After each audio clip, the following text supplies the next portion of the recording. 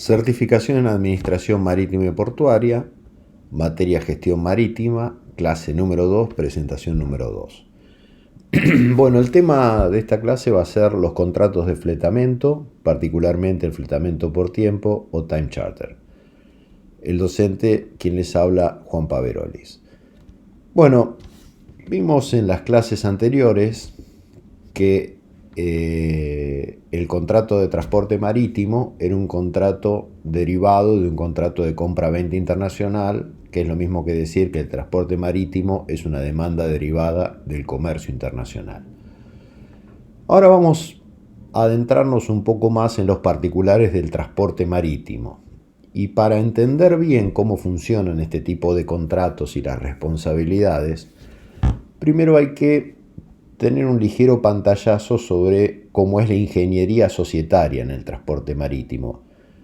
Esta ingeniería societaria a veces reviste un grado tal de complejidad que aún para los expertos es difícil encontrar quién es el verdadero fletador y quién es el verdadero dueño dentro de una enmarañada red de relaciones de contratos. ¿Por qué pasa esto? Por una cuestión muy sencilla, porque al ser una operación global es muy fácil encontrar paraísos fiscales donde evadir impuestos y evadir, llegado el caso, ciertas responsabilidades. ¿Por qué ciertas responsabilidades? Porque en general la estructura de ingeniería societaria en el transporte marítimo es que cada head owner o armador original, como se conoce en castellano, tiene una compañía para cada barco. Aún supongamos que tiene 3 barcos, los 3 barcos están en 3 compañías distintas. Esas compañías no son otra cosa que un contrato de papel en un estudio de abogados y la dirección no es otra cosa que una casilla de correos, pero en un lugar donde se permiten este tipo de sociedades fantasma, por decirlo de algún modo. Cada una de esas sociedades es la dueña de uno de los 3 buques que puede tener el armador. Entonces, ¿qué pasa? Supongamos que un buque produce un daño catastrófico al medio ambiente y reclamos de cientos de millones de dólares.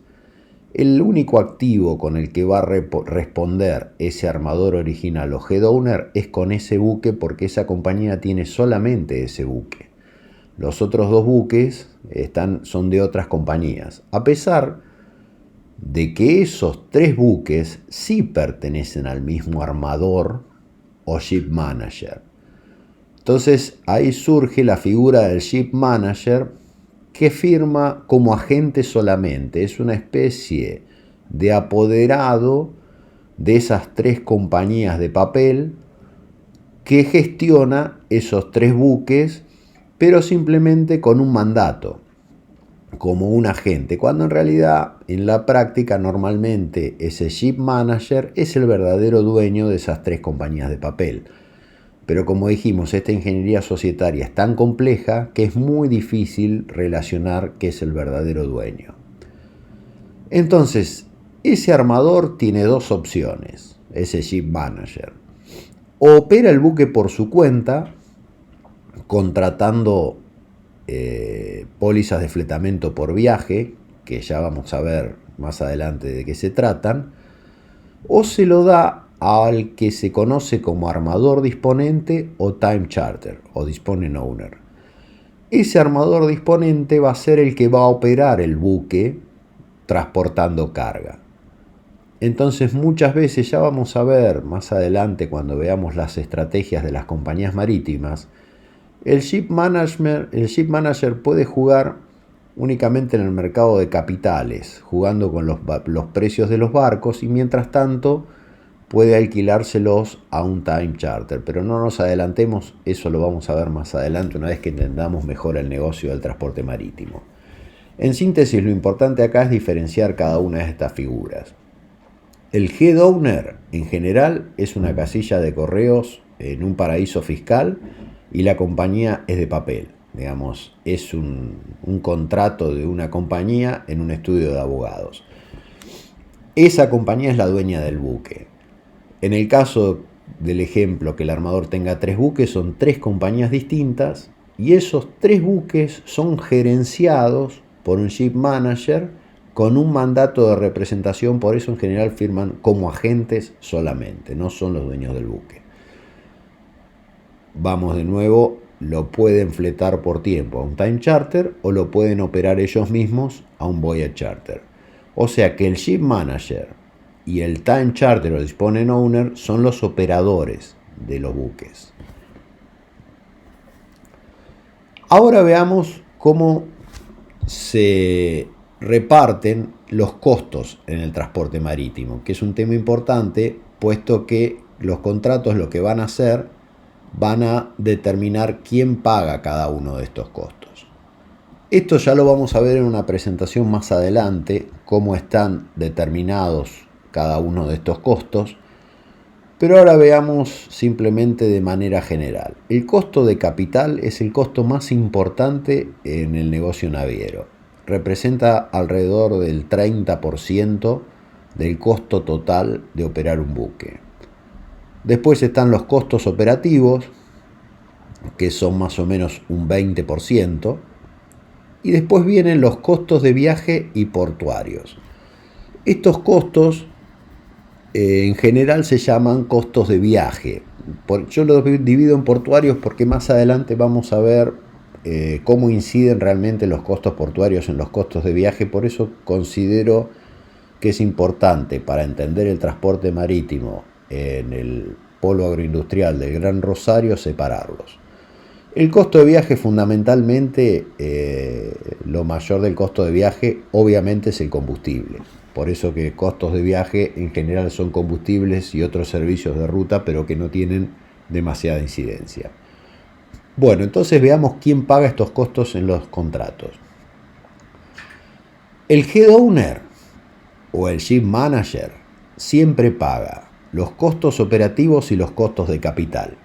O sea, el costo de capital es el costo de oportunidad o el interés que hay que pagar por la financiación del buque. Y los costos operativos son mantenimiento, salarios, ese tipo de costos para mantener el buque en un buen estado de operatividad. Supongamos que ese head owner decide alquilar por tiempo el buque a un time charter.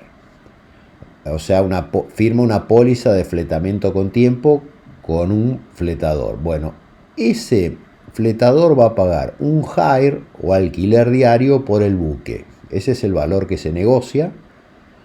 Los costos de viaje, el combustible, porque paga por día, pero es el que va a ordenar a qué puertos debe ir a cargar y a descargar el buque. Entonces, si los puertos quedan cerca o quedan lejos, el costo de combustible, por supuesto, el head owner no lo puede anticipar porque no sabe cómo va a ser la gestión comercial del buque, dónde va a ir a cargar y dónde va a ir a descargar el buque, así que el time charter se hace cargo del combustible y por el mismo motivo de los costos portuarios.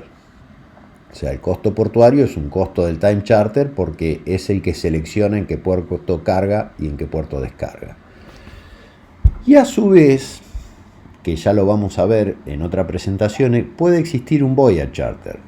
Este voyage charter puede contratar tanto con el ship manager cuando vimos, como con el time charter que se constituyó en un armador disponente. Asume la posibilidad de ser un tipo de armador contractual del buque. El voyage charter es muy sencillo porque va a pagar simplemente un flete por tonelada o unidad de carga, si es otro tipo de carga, contenedor por ejemplo, para trasladarlo de un puerto a otro. O sea, paga por tonelada, supongamos, desde Rosario hasta Rotterdam. La tonelada tiene un determinado valor en dólares. Obviamente, el time charter, de acuerdo a las cantidades de toneladas que va a cargar, le da un tiempo para cargarlas. No es que puede estar un mes cargando, supongamos, 30.000 toneladas. Le establece, que ya vamos a ver de qué manera se establecen, una cantidad de días en las cuales el barco va a estar en puerto disponible para realizar esa carga. Si usa más días de los días de estadía o planchada o lay days, como se dicen en inglés, paga también el Voyage Charter una demora a manera de penalidad. Lo del Voyage Charter lo vamos a ver más en detalle en otra presentación, pero esto es para ver cómo se asignan los costos en cada uno de los tipos de contratos más importantes. Por supuesto, hay otros tipos de contratos que no nos vamos a detener en ellos porque son contratos que en general no se utilizan en el área del Gran Rosario, así que no tiene mucho sentido que los veamos. Bueno, y ahora vamos a ver quién es responsable de cada cosa. La tenencia del buque, o sea, quién es el sigue teniendo el buque, es el head owner o el ship manager, ¿no? Que es el fletante. ¿Quién designa al capitán? Él mismo, el fletante, que puede ser el head owner o el ship manager. ¿Quién se hace cargo siempre de la gestión náutica? El head owner o el ship manager. Que esto es muy importante porque el time charter, a pesar de ser armador disponente, en lo que es gestión náutica siempre está supeditado al criterio del armador o del capitán. Ahora vamos a ver en qué casos es importante eso. La gestión comercial, por supuesto, del fletador o del time charter. Es quien decide para qué se usa el buque, dentro de las cláusulas contractuales de las cargas que se pueden cargar y las áreas de operación.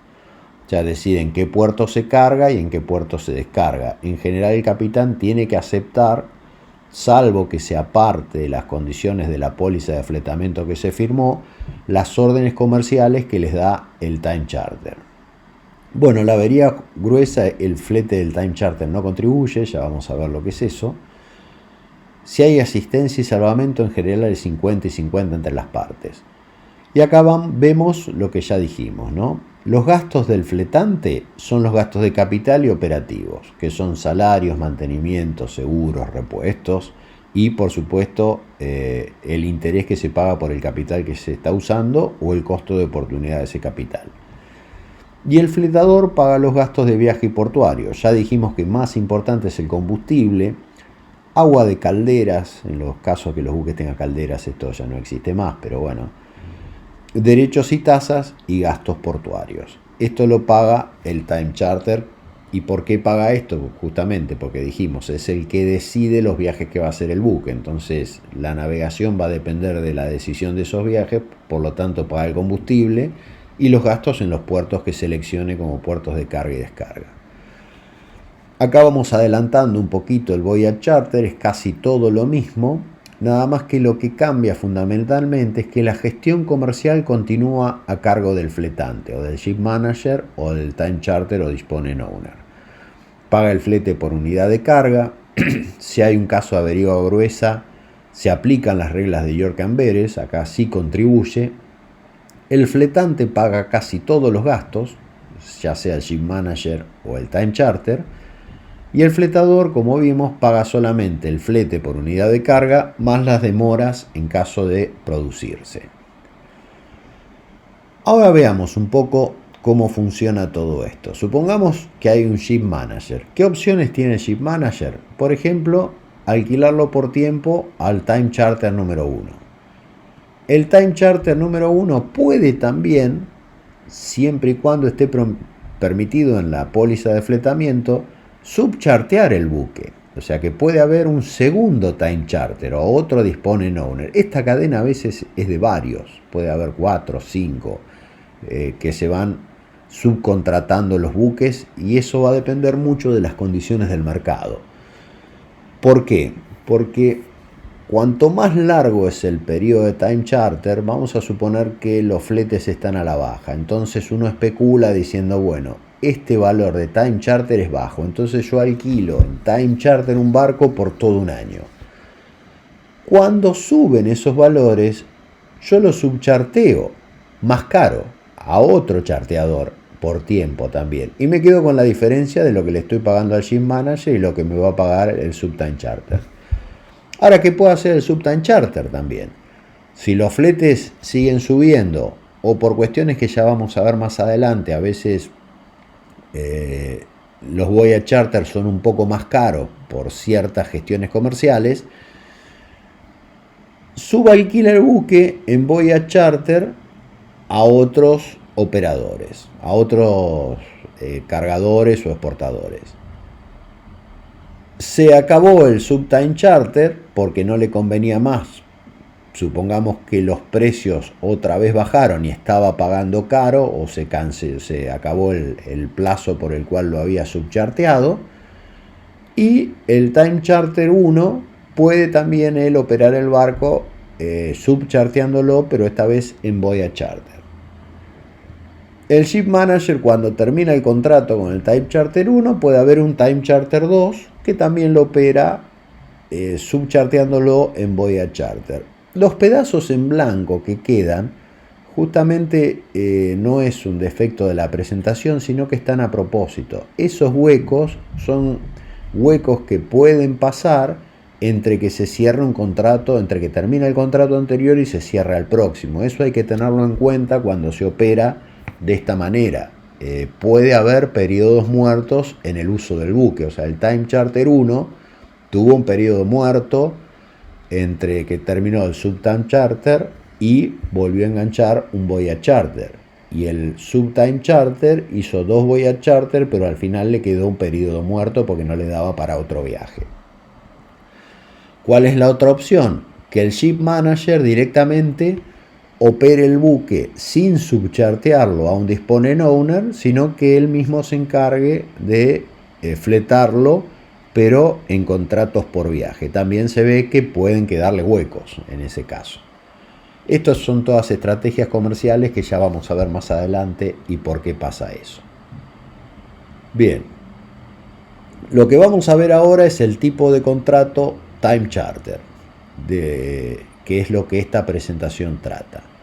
Entonces, ¿qué pasa en un Time Charter? El fletador charterer paga por tiempo, generalmente por día, puede ser por semana o por mes, y como vimos, el costo del combustible. El fletante pone el buque a disposición en el lugar y tiempo acordado. O sea, cuando yo lo charteo, se especifica el buque, dónde debe estar y en qué momento debe estar para que yo comience mi periodo de tiempo donde voy a ser el armador disponente del buque. ¿Cómo se llaman esos momentos? Delivery. Delivery es el acto de entrega del buque al fletador en el lugar y tiempo acordado en el contrato. O sea, se especifica un lugar y tiempo, o sea, en general es un plazo de fechas, de tal día a tal día, de tal fecha a tal fecha, y un lugar, por ejemplo, cuando deja el último práctico a la salida del viaje que finaliza cuando toman al buque el nuevo armador disponente. Y el redelivery es el acto de entrega del buque nuevamente al fletante en el lugar y tiempo acordado en el contrato. O sea, durante el periodo de Time Charter, el armador disponente utilizó el buque desde el delivery hasta el redelivery en que lo devuelve. Para que el futuro armador disponente vaya organizando su gestión comercial, el fletante le tiene que ir avisando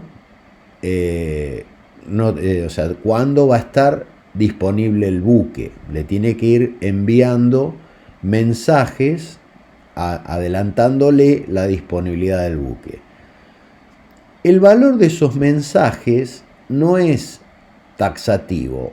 O sea, si yo adelanto, bueno, el buque va a estar listo el 25 de enero de 2021 en el área de recalada, si yo no puedo cumplir con esa fecha, ya veremos, hay una tolerancia, ¿no? O sea, hay un plazo en que si no cumplo, sí, no sirve. Pero no es necesario que sea el 25, yo puedo llegar el 24 o el 26, siempre y cuando esté dentro de los días de plazo de la ventana donde yo tenía para hacer el delivery. Simplemente que esas noticias de prearribo se llaman, tienen que haber sido dadas de manera honesta y en bases razonables. ¿Por qué existe esta tolerancia? Pues justamente ahí vemos en la imagen, el barco puede agarrar un temporal, eso es impredecible, y demorarse. Entonces, si agarra un temporal y si demora, no es culpa del fletante no poder entregar el barco a tiempo. Si se demora más allá de la ventana que se había negociado como plazo para realizar el delivery, ahí sí se puede no recibir el buque. Pero con esto lo que apunto es que los pre-arrival, si el barco dice una fecha y esa fecha varía dentro del plazo que estaba estipulado para recibir el buque, no da lugar a reclamo siempre y cuando esa fecha haya sido informada de manera honesta y sobre bases razonables. Lo que sí es importante es que el buque charteado, si tiene un nombre, debe ser entregado ese buque y solamente ese buque. No, inclusive si son buques hermanos, se llaman, que son buques gemelos, sister ships, no puede ser reemplazado sin acuerdo del disponent owner. O sea que una vez que yo le pongo nombre al buque que charteo, tengo que entregar sí o sí ese buque. No se puede entregar un buque sustituto. Esto a veces, ¿cómo se subsana? En las pólizas de fletamiento se pone TBN. ¿Qué quiere decir esa TBN? To be nominated. A ser nominado. Se ponen todas las características del buque, pero no se pone el nombre. Cuando un armador tiene muchos buques parecidos o exactamente iguales, pues son buques hermanos o sister ships, puede poner TBN. Entonces ahí cualquiera de esos buques puede ser aceptado por el disponent owner.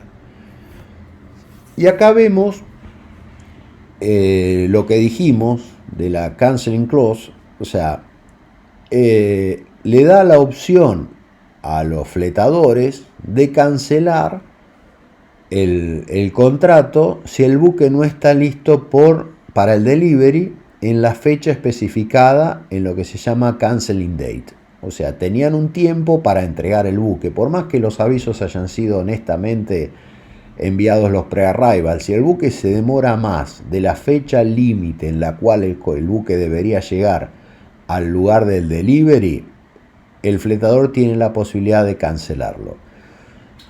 Y esto no es menor porque esas cláusulas canceling clause son importantes porque ya vamos a ver que el mercado de fletes marítimos es muy volátil. Entonces, si los valores de los fletes bajaron, es muy probable que el fletador quiera cancelar el contrato porque está pagando caro el buque. Entonces ahí surgen un montón de disputas con este canceling clause que son muy complejas de verlas por aquí, pero lo que les quiero transmitir es que este canceling clause generalmente es un motivo de muchas disputas de cómo se computa. Bueno, y acá lo más importante, ¿cómo tiene que estar el buque al momento que se lo entregan? Por supuesto, el buque tiene que estar con las bodegas en condiciones de recibir carga, que es uno de los problemas más graves del área upriver. A veces las inspecciones de bodegas para cargar granos o subproductos no son del todo, por decirlo de algún modo, razonables. O sea, se buscan estándares quizás muy por encima de lo que se necesita para lo que es un grain clean standard, que es un buque para cargar granos. Pero bueno, ese es un tema aparte y se discute muchísimo en la zona y los que estén en la actividad saben exactamente a qué me estoy refiriendo. Bueno, el barco por supuesto tiene que tener suficiente potencia para mover todas las grúas al mismo tiempo. Ese es otro asunto que también lleva a bastantes reclamos cuando en un puerto nominan 4 manos de estiba, porque los barcos en general tienen 4 grúas y los generadores del buque no tienen suficiente potencia para operar con 4 grúas. Ahí también surgen disputas. Y por supuesto tiene que tener a la tripulación competente como para operar el buque. En general todo eso se denomina seaworthy o seaworthiness.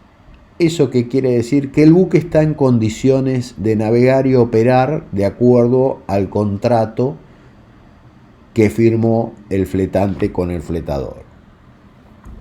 O sea, ¿qué es seaworthiness?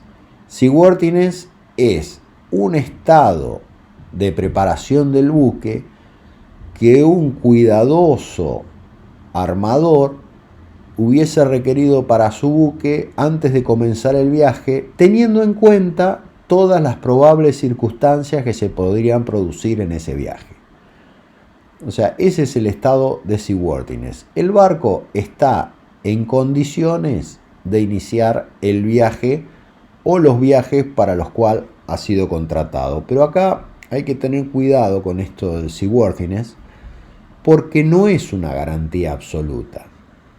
O sea, los armadores, entendiendo por armador al head owner o a los ship management, no son responsables por la falta de aptitud para navegar del buque, a no ser que haya sido causada por una falla en ejercer la debida diligencia. O sea que, ¿qué es lo que garantizan los armadores? Que han ejercido la debida diligencia para que el buque esté en condiciones de navegar. No garantizan que esté en condiciones de navegar. Entonces, ¿cuáles son las dos obligaciones que tienen los armadores? Primero, tienen que realizar inspecciones y reparaciones las que hubiesen hecho un habilidoso o un prudente armador en ese caso. Y segundo, esas reparaciones tienen que haber sido hechas con pericia y con cuidado y competencia.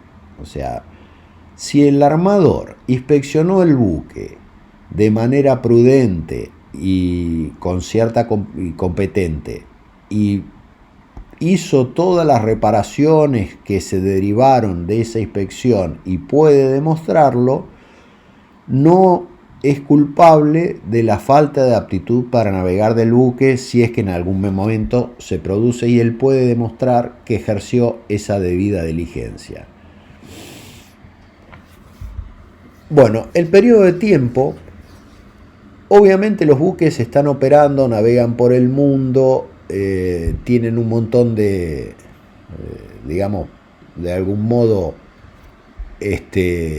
vicisitudes en los viajes, por lo cual la póliza de fletamiento no expira automáticamente cuando termina el periodo por el cual se firmó. ¿Qué quiere decir esto? Que si el barco todavía no llegó a puerto, el fletador tiene que seguir pagando el hire hasta que el barco llegue, complete la descarga, o si llega el lastre, cosa rara, sea devuelto al armador, o sea, se produzca el redelivery. O sea que la obligación de seguir pagando no culmina cuando culmina el plazo del contrato, sino cuando el buque es entregado nuevamente al armador. De acá viene otro tema de controversias también en general, porque puede haber un último viaje ilegítimo. Entonces, un último viaje puede ser considerado ilegítimo cuando existe una presunción razonable que no puede ser completado antes del periodo de redelivery. ¿Qué quiere decir esto? Si quedan 10 días de time charter, el armador disponente no puede dar una instrucción comercial al buque de cargar, por ejemplo, en el área del Gran Rosario, para ir a descargar a Oriente, porque obviamente eso en 10 días no se va a poder completar. Entonces, ¿qué puede hacer el armador? Se puede negar a realizarlo y después reclamar, o realizarlo y después reclamar los daños y perjuicios. Eso va a depender, obviamente, como ya se habrán dado cuenta, de la tendencia del mercado. Si está pagando el disponent owner un flete alto, el armador va a tratar de hacerlo, porque cuanto más tiempo dure ese time charter, mejor, porque si le devuelven el buque, o sea, se produce el redelivery, él tiene que volver a fletarlo en un mercado donde los valores de hire son menores. Entonces le conviene seguir fletando al buque con el hire del mercado en el momento que hizo el contrato que está vigente para obtener mayores ganancias. Entonces, vimos que overlap es cuando el buque es devuelto después del plazo del redelivery, y underlap es cuando el buque es devuelto antes del plazo del redelivery. Así se los menciona cuando suceden estas dos situaciones. Ahora, ¿qué pasa? En ambos casos el fletante puede reclamar por los daños y perjuicios. Pero como vimos, la aventura marítima está supeditada a un montón de cosas que no se pueden prever. Entonces, normalmente hay cierta tolerancia en estas fechas. Hay una tolerancia que es expresa y se puede poner en los contratos, que es more or less charterer's option, o sea, se puede decir, bueno, el barco tiene que ser devuelto el 1 de marzo con más o menos 10 días. O sea que hay una tolerancia de 20 días a opción del charter cuando devolverla. Si esto no está en los contratos, por lo general los tribunales consienten cierta flexibilidad y ven si el viaje por el cual se produjo la demora o por cual se entregó el buque antes era razonable. Entonces, si ninguno especuló y hubo buena fe, en general los tribunales no aceptan estos reclamos por daños y perjuicios. Bueno, acá viene otro tema que en general también genera bastantes conflictos, es que cuando no se puede ejercer la disponibilidad completa del buque para el servicio por el cual se lo contrató, se produce lo que se llama un periodo de off-hire. ¿Qué quiere decir off-hire? Que el disponent owner no pague el alquiler diario. O sea, hire es alquiler, fuera de alquiler. Esto es cuando no se puede ejercer la disponibilidad del buque. Por ejemplo, caso obviamente con el buque que vemos ahí, que es una foto real de un incidente que ocurrió en una colisión en San Pedro. Obviamente ese buque está off-hire, es imposible que ese buque cargue en esas condiciones. Pero hay una condición mucho más común, que es cuando las bodegas, por ejemplo, para cargar granos, están con cascarones. ¿Por qué? Porque la presencia de cascarones es un motivo de rechazo para la carga de granos. Ahora, ¿qué pasa? El cascarón no es un problema de falta de limpieza, es un problema de mantenimiento del buque porque es óxido. Entonces, ¿de quién era la obligación de mantener al buque? La obligación de mantener el buque era del fletante. Por lo tanto, si tiene óxidos, si tiene cascarones de óxidos, no mantuvo el buque en condiciones, entonces el buque puede estar off-hire porque no cumplió con lo que estaba pactado contractualmente. Ese es un caso muy común en el área del Gran Rosario, buques off-hire por cascarones en las bodegas. ¿Cuáles son igual las causas más comunes? Como ya vimos, daños al buque, detención del buque por las autoridades, problemas con la tripulación, problemas técnicos del buque, polizones a bordo, que es otra, no es tan común, pero suele suceder upriver, accidentes y en general toda causa que impida la libre disponibilidad del buque son motivos de off-hire. Entonces hay otro motivo que también reduce el hire, que es la velocidad del buque durante el viaje. Cuando se chartea el buque, entre las condiciones se pone cuánto combustible consume el buque y a qué velocidad va a navegar el buque consumiendo ese combustible. Ahora, ¿qué pasa? Si el buque navega más lento, obviamente el armador gana porque al navegar más lento consume menos combustible, pero al mismo tiempo, al no navegar a esa velocidad, se está pagando hire por días de navegación que son más largos, o sea que se producen más días de navegación donde se está cobrando el hire. Entonces, cuando el barco navega lento, también se aplica cierto hire porque se está pagando de más por los días que el barco tardó de más en llegar de un puerto al otro. Ahora bien, la carga de probar que el buque, que existe una causa para estar off-hire, es del disponent owner. Pero acá hay que tener en cuenta algo, que es las causas de off-hire es que no se puede ejercer la disponibilidad completa del buque. Entonces, lo primero que se debe probar es que no es si realmente se puede o no se puede ejercer la completa disponibilidad del buque. Y después, que es otro tema importante, es que para que exista un off-hire se debe haber dado una orden al buque. Entonces, ¿esto qué quiere decir?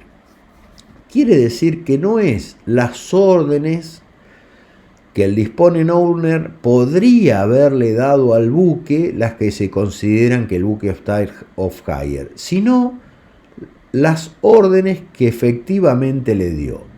Y esto también trae un montón de conflictos. Volvamos al tema de las bodegas rechazadas por cascarones. Si ese rechazo por cascarones, supongamos que el muelle está ocupado y el buque igual no hubiese tenido amarre, entonces no es lo que el charteador le podría haber ordenado al buque de ir a cargar, sino lo que efectivamente hizo. Entonces, si el charteador no ordenó que el buque vaya a cargar porque el muelle estaba ocupado, empieza a haber ciertos conflictos en la interpretación de las cláusulas de off-hire. Por eso que estas cláusulas no son tan directas y generalmente son muy conflictivas. Supongamos que si el buque llega, el muelle está libre y encuentra cascarones en las bodegas, motivo por el cual el buque no puede cargar, es importante que el fletador envíe un mensaje claro y taxativo ordenándole al buque proceder a la carga, y el buque no va a poder, obviamente, porque tiene las bodegas rechazadas.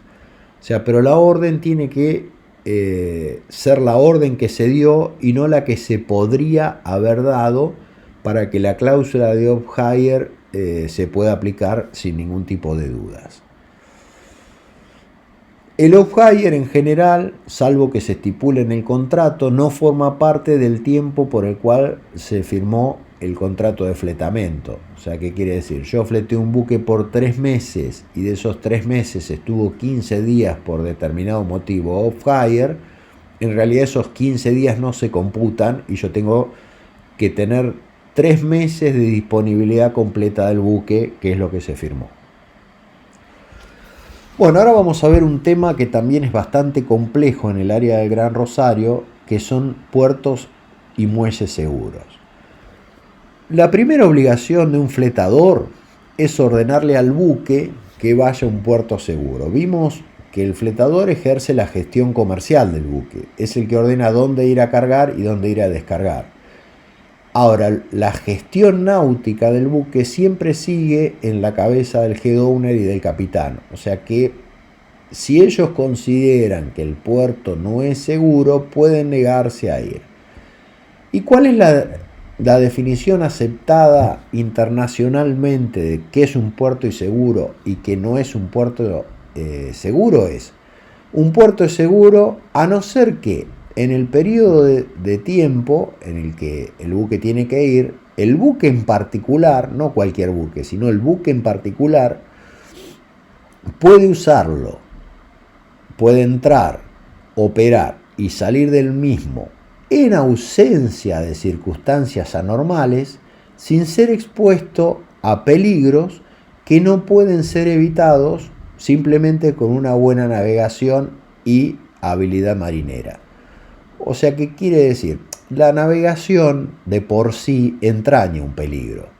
O sea, entonces no tienen que ser, los peligros con una buena habilidad de navegación y una buena capacidad marinera pueden ser evitados. Ahora, si esos peligros no pueden ser evitados simplemente con una buena navegación y una buena habilidad marinera, el puerto es inseguro. Y ahora veremos un caso muy común en los puertos upriver, en los cuales se generan disputas y los armadores alegan a los fletadores que el puerto era inseguro. Por ejemplo, boyas incorrectamente puestas, y el caso más común es información poco actualizada sobre las profundidades. Este es un tema muy complejo en el área del Gran Rosario y en general en todo el río Paraná, porque la información oficial disponible sobre las profundidades muchas veces no se corresponde con la realidad de las profundidades. Y si yo no sé como capitán qué profundidad me voy a encontrar porque no está bien informada, yo, por más que ejerza una eficiente navegación y una perfecta habilidad marinera, no podía evitar encontrarme con el peligro de no saber qué profundidad había, o sea que el puerto es inseguro. Y esto en general se produce más frecuentemente de lo que se cree, los reclamos por puerto inseguro en el área del Gran Rosario, sobre todo en los casos de varaduras, cuando la varadura se ocasiona por haber encontrado profundidades que no estaban declaradas en la información oficial. O sea, el río Paraná es un río vivo que va formando permanentemente nuevos bancos. Si esa información sobre esos nuevos bancos o bajo fondo no se mantiene eficientemente actualizada, da lugar a estos reclamos por puerto inseguro. Bueno, el capitán tiene que realizar sus viajes de manera expeditiva y darle toda la asistencia y colaboración habitual con el buque y su equipo al disponen owner.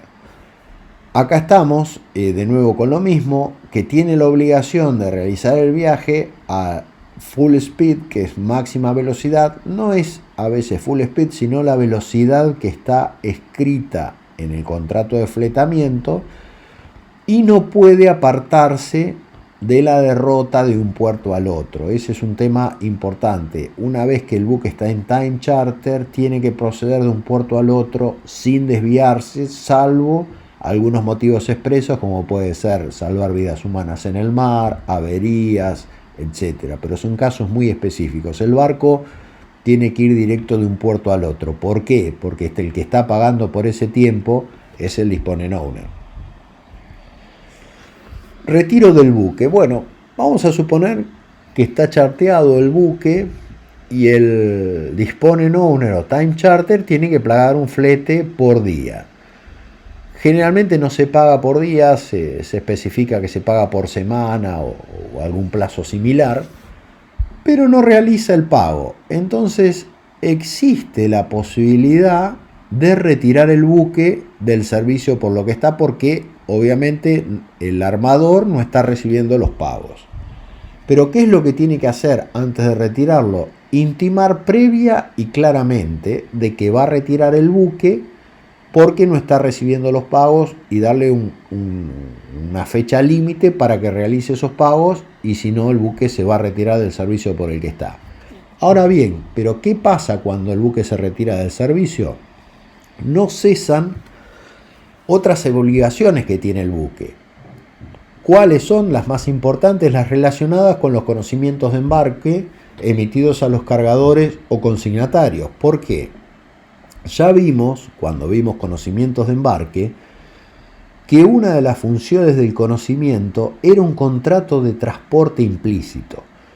Entonces, el poseedor del conocimiento tiene un contrato de transporte implícito. La relación entre el time charter y el armador es ajena a él, porque él tiene ese contrato de transporte. Entonces, supongamos que el armador le retira el buque al fletador por tiempo, igual tiene que ir a entregar la carga que figura en esos conocimientos en el puerto en el cual figura esos conocimientos que debe ser descargada. O sea, si retira el buque al time charter, igual subsiste la obligación de cumplir con lo que se firmó en los conocimientos de embarque, por más que él haya sido ajeno a esa negociación. Otras cláusulas que son importantes: hay áreas geográficas no permitidas, sobre todo áreas conflictivas o de piratería, que se pueden incluir en un contrato de time charter donde el buque por esas áreas no puede operar. ¿Cuáles son las muelles y restricciones aceptadas? O sea, qué muelles y qué restricciones náuticas el buque va a aceptar y cuáles no. Puede haber restricciones y exclusiones de cargas, o sea, ciertas cargas que son muy corrosivas o tienen algún otro tipo de perjuicio para el buque, que el buque sigue siendo el dueño, el fletante, pueden estar excluidas. Otras causas puede ser cómo se ajusta la avería gruesa, ya vamos a ver más adelante qué es la avería gruesa, ahora no nos detengamos en esto. Hay una cláusula de guerra, qué pasa en caso de que sobrevenga una guerra. Cláusula de hielo, dónde se va a producir un arbitraje en caso de disputas. Cláusulas, que esto es importante, lamentablemente en el área del Gran Rosario, cláusulas relacionadas con el cohecho, es un tema bastante complejo y que merecería otra clase analizarlo. Bueno, el overtime de la tripulación, si el buque puede ser subcharteado o no, ya vimos que en algunos casos se subchartea, pero puede haber una cláusula que impide este subcharteo. Cláusulas relativas a cómo se emiten los conocimientos de embarco, en relación a los reclamos sobre la carga y también en asuntos de polizones, daños estibadores, fumigaciones, etc. O sea, los contratos en general de fletamento son, si bien hay formas más o menos estándar que estandariza la BINCO, que ya vimos, el Baltic International Maritime Council, son libres de ser negociadas por las partes. Las partes son libres de poner las cláusulas con las cuales acuerden dentro del contrato. O sea, esas cláusulas uno puede incluir nada más todo lo que se puede acordar en una póliza de fletamento. Generalmente se hacen basados en los modelos que existen estandarizados, y sobre esos modelos estandarizados se realizan las enmiendas de lo que particularmente las partes quieren acordar y no está incluido en la cláusula de fletamento modelo. Y ahora vamos a ver eso, cómo se negocia, porque es importante esto. Si hay algunas particularidades del acuerdo que todavía no se fijaron, es que no hay contrato. ¿Por qué? Porque un contrato es lo que está escrito y no lo que se puede prever que era la intención de las partes en ese momento. O sea, ¿qué dice la doctrina y la jurisprudencia? Que las intenciones de las partes solamente se encuentran en lo que está escrito. O sea, que una parte diera a entender o que se suponía que por lo que dijo o lo que envió era su intención, hasta que esa intención no está plasmada correctamente y por escrito, no existe contrato. Y vamos a ver por qué esto es importante, porque a veces las cláusulas de fletamento se negocian en cuanto a sus términos principales y quedan algunas otras cláusulas menores para negociar después. En general, cuando se negocian estos términos principales, se envía un correo electrónico que se conoce como recap. O sea, ese recap se ponen cuáles son las cláusulas principales y que están sujetas a los detalles, que después esos detalles aún faltan negociar. Muchas veces se confunde que cuando se envía un recap, el contrato en cierto modo está no cerrado, pero las partes se obligan a respetar esos términos principales. Y en general, para la ley británica, que es la que dirime fundamentalmente muchos de estos casos de charter party, porque se arbitran generalmente en Inglaterra o en Londres, la expresión subject to details quiere decir que no hay ningún contrato, o sea que el contrato todavía no se perfeccionó porque hay detalles en los cuales las partes aún no están de acuerdo. Entonces, esto es importante porque ¿cuándo es que realmente hay una póliza de fletamiento? La póliza de fletamiento es cuando todos los subject matters se levantaron. ¿Qué quiere decir?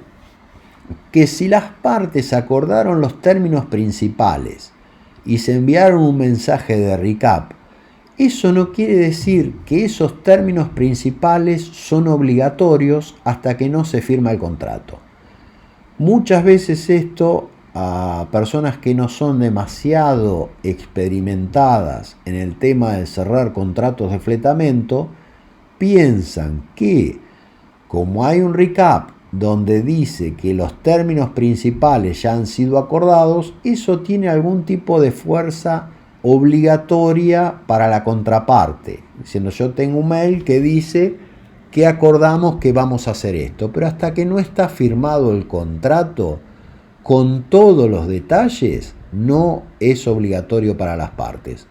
Esto es importante no solamente por eso, sino que a veces, como este mercado es tan volátil y uno demora en levantar esos detalles, por ahí el mercado cambió y al fletante no le conviene más cerrar el barco en esas condiciones, y al no estar firmada la póliza de fletamento, por más que haya un recap y se hayan acordado en teoría las condiciones principales, puede desconocer ese recap y venir con nuevas condiciones porque el mercado cambió. Esto en general está permitido porque no había un charter party que ya estuviese firmado. Bueno, como siempre, hasta acá llegamos con lo que es Time Charter Party. Las preguntas me las hacen llegar a través de la Escuela de Administración y yo las voy a contestar en un video adicional oportunamente. Muchas gracias y hasta la próxima clase.